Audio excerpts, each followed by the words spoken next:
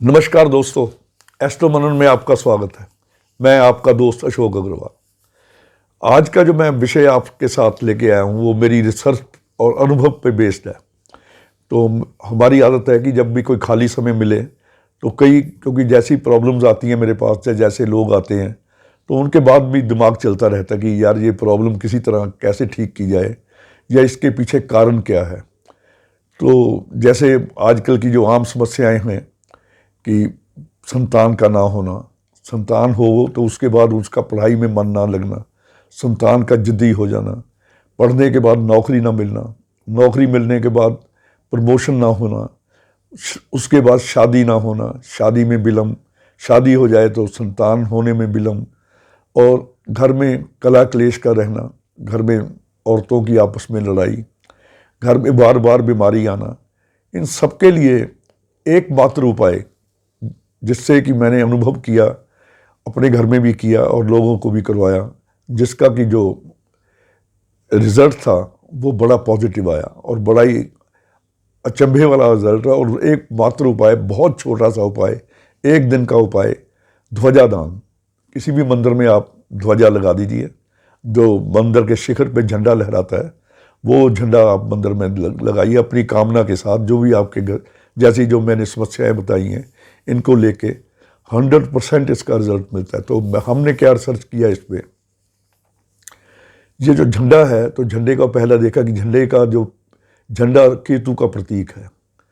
केतु का सिर नहीं है, लंबा है। केतु की जो लंबाई है, ब्रह्मांड से लेकर धरती तक की जो लंबाई है, ये इसे केतु का आकार कहा जाता है। केतु का आकार वैसे भी जो सांप की पूंछ है त्रिकोण जैसा होता है। तो जो त्रिकोण की शक्ल में आप ऐसे त्रिकोण की शक्ल में झंडा लगाएंगे तो वो केतु के फल को काफ़ी ठीक करता है। फिर हमने लाल किताब पे गए कि केतु क्या चीज़ है। लाल किताब के अनुसार बृहस्पति, मंगल और बुध, इन 3 ग्रहों को मिला के जो एक नाम दिया गया है वो केतु है। यानी कि केतु में बुध, मंगल और बृहस्पति तीनों ग्रहों की ताकत है। इसीलिए इसे तीन जमाने का मालिक लाल किताब में लिखा गया है कि जन्म से लेके मरण तक साथ देने वाला ग्रह वो केतु है। यानी कि बच्चे का जन्म भी चारपाई पे होता है, उसके बाद दाम्पत्य सुख जो जवानी में भोगता है वो भी चारपाई, और जब मरता है वो भी वहाँ भी चारपाई होती है।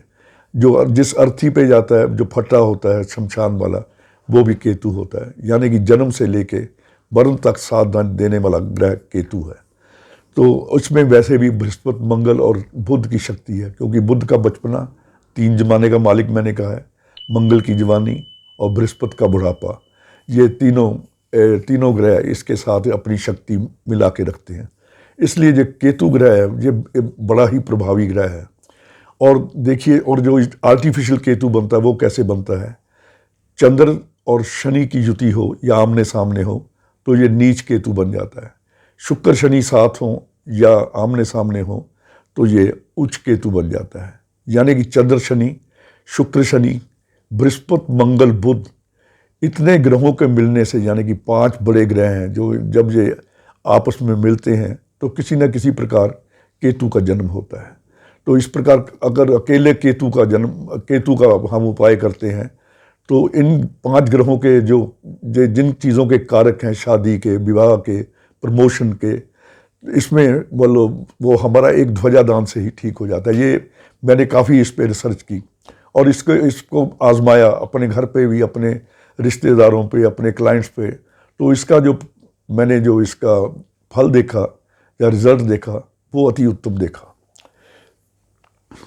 हम जब मंदिर जाते हैं या मंदिर के ऊपर ध्वजा लगाने का क्या कारण होता है, जो पूजा स्थल, कोई भी मंदिर या कोई भी पूजा स्थल है, वहाँ जब हम भगवान से जाके अपना दुख कहते हैं या अपनी समस्या बताते हैं या किसी चीज़ की मांग करते हैं तो हमारी जो अंदर की नेगेटिविटी है वो बाहर निकल जाती है और मंदिर की जो पॉजिटिविटी है वो हमारे अंदर प्रवेश कर जाती है। तो कितने लोग वहाँ जाके अपनी मन्नतें मांगते हैं या अपना दुख रोते हैं, उनकी सबकी जो नेगेटिविटी है वो मंदिर में जाके वो ऊपर की तरफ उड़ती है। आपने देखा होगा कोई भी पूजा स्थल हो या कोई मंदिर हो तो उसके ऊपर ऐसे उसकी पिरामिड टाइप उसकी शक्ल होती है, ताकि वो जो ऊर्जा, जो नेगेटिव ऊर्जा है वो ऊपर की तरफ जाए और सकारात्मक ऊर्जा वो नीचे की तरफ आए। उसके ऊपर जब हम झंडा लगाते हैं तो जो झंडे पे जो नीचे से नकारात्मक ऊर्जा जा रही है वो झंडे के माध्यम से जब झंडा लहराता है तो हवा में घुल जाती है। तो इसका बड़ा महत्व है और ये बड़ा वैज्ञानिक कारण है। तो जो जितने भी झंडे लगे होते हैं मंदिरों में, आप देखिए जहाँ भी जैसे गुरुद्वारे में निशान साहब होता है और भी पूजा स्थलों में झंडे लगे होते हैं, इनका बड़ा महत्व है। तो अब मैं तो ये कहता हूँ कि अगर आप झंडा ना भी लगाएं तो कभी मंदिर की तरफ से गुजर भी रहे हों तो ध्वज को प्रणाम करना, ध्वज को प्रणाम करने से ही आपके जो ग्रह हैं काफ़ी ठीक हो जाते हैं। अगर आप ध्वजा दान करें तो बहुत ही बढ़िया है। अब इसमें कई वैज्ञानिक चीज़ें आती हैं। आप देखिए जो बहुत बड़े मंदिर होते हैं या समृद्ध मंदिर होते हैं तो वहाँ के जो शिखर है, जो उनका गुंबद है, वो सुनहरी कर दिए जाते हैं या सोना लगा दिया जाता है, क्योंकि सोने में सकारात्मक ऊर्जा को खींचने के सबसे बड़े जो मेटेलिक उसकी वाइब्रेशन है वो सारी सकारात्मक ऊर्जा को लेती है और नकारात्मक ऊर्जा का विसर्जन करती है। तो आपने देखा होगा कि बड़े बड़े जो मंदिर होते हैं उन पे स्वर्ण पहले चढ़ाया जाता था। आजकल भी हम इसका प्रतीक हमारे अमृतसर में स्वर्ण मंदिर हैं, वहाँ पे सोने का पतरा चढ़ा हुआ है उसके गुंबद पे। वो इतनी सकारात्मक ऊर्जा नीचे फेंकते हैं तो जितने भी जाने वाले श्रद्धालु हैं तो उनको बहुत लाभ होता है। मैं रशिया गया था 3 साल पहले, तो रशिया में भी मैंने जितने वो वहाँ के पूजा स्थल देखे, चर्च थे या और सबके गुंबद उन्होंने गोल्डन रंग के किए हुए हैं।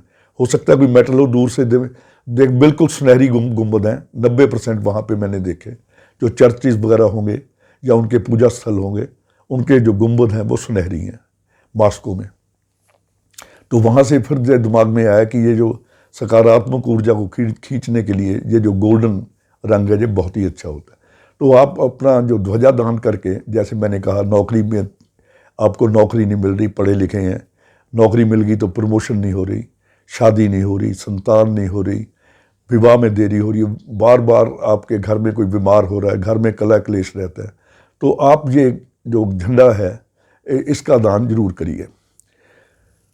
केतु खाना नंबर 6 में जो केतु को खाना नंबर 6 है ये अलॉट किया गया। केतु और राहु की कोई राशि नहीं, मगर केतु को जो मिला है खाना नंबर 6 मिला है।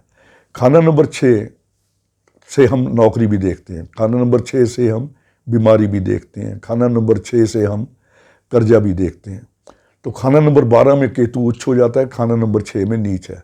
जो हमारे घर की छत है, जो कोई भी ऊंचाई का स्थान है, घर की छत है, ये 12वां घर होता है, यानी कि मंदिर का जो टॉप है वहाँ पे अब ध्वजा लगाने का मतलब केतु को 12वें घर में भेजना, यानी कि केतु को उच्च कर देना।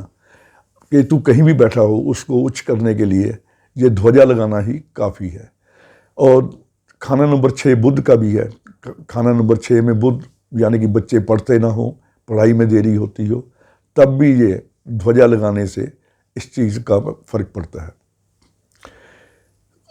खाना नंबर 6 में अगर चंद्र या मंगल हो तो केतु पितरी ऋण में चला जाता है। जिनके भी खाना नंबर 6 में चंद्र या मंगल हैं उनको ये झंडा एक बार अवश्य मंदिर में लगाना चाहिए, ताकि केतु के पितरी ऋण से उनको काफ़ी मुक्ति मिल जाती है। झंडे का रंग कोई भी हो सकता है, मगर लाल रंग हो और उसे गोटा किनारी का जो वो लगाया हो उसके बॉर्डर, उससे वो काफ़ी प्रभावी हो जाता है, लहराता है, तो वो नकारात्मक ऊर्जा का विसर्जन करता है। इस प्रकार अगर आप ये झंडा लगा सकते हैं तो लगाइए, नहीं तो जो केतु है वो 12वें घर के, जैसे 12वां घर गुरु का समाधि का घर है, गुरु के चरणों में रहता है ये, तो 12वें घर में ये उच्च हो जाता है। दूसरा जो घर है वो कुंडली का दूसरा घर है वो गुरु की बैठक है, वहाँ भी यानी कि मंदिर में झंडा लगाने से भी ये लगाने का मतलब ये भी है कि आप ध्वजा को मंदिर में भेज रहे हैं, कि यानी कि बृहस्पति की शरण में केतु को भेज रहे हैं।